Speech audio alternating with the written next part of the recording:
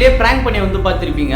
ஆனா இங்க ரெண்டு நாடுமே மாத்தி மாத்தி பிராங்க் பண்ணீங்கன்னு சொன்னா உங்களால நம்ப முடியுமா? ஜெர்மனிக்கும் பிரிட்டிஷுக்கும் பார்த்தீங்கன்னா வேர்ல்டு வார் 2 வந்து நடக்குது கைஸ். அந்த டைம்ல பார்த்தீங்கன்னா ஜெர்மனி வந்து பிரிட்டிஷை பிராங்க் பண்றதுக்கோசம் ஃபேக்கான ஆர்மி கேம்ப் வந்து உருவாக்குறாங்க. கன்னு, புல்லட் இது எல்லாமே பார்த்தீங்கன்னா மரத்தால வந்து செய்யறாங்க.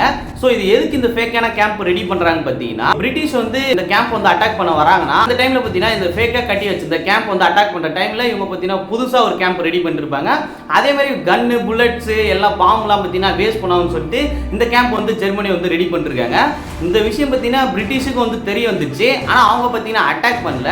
ஜெர்மனி ஃபுல்லாவே அந்த கேம்ப் ரெடி பண்ணதுக்கு அப்புறம் பிரிட்டிஷ் பார்த்தீங்கன்னா ஒரு ராக்கெட் வந்து வருது. வந்து ஒரே ஒரு லான்ச்சர் மட்டும் கீழே போட்டு போகுது. அந்த ராக்கெட்டு போச்சு ஃபுல்லா காலியாக போகுது, பாம் பிளாஸ்ட் ஆக போகுதுன்னு நினைச்சா அந்த பாம் வெடிக்கவே இல்லை. கிட்ட போய் ஜெர்மனி சோல்ஜர் அந்த பாமை பார்க்கறாரு. பார்த்தா அதுவும் பார்த்தீங்கன்னா கட்டையில செய்யப்பட்ட ஒரு பாம்பு. பிரிட்டிஷ் பார்த்தீங்கன்னா ஜெர்மனியை வந்து பிராங்க் பண்ணியிருக்காங்க.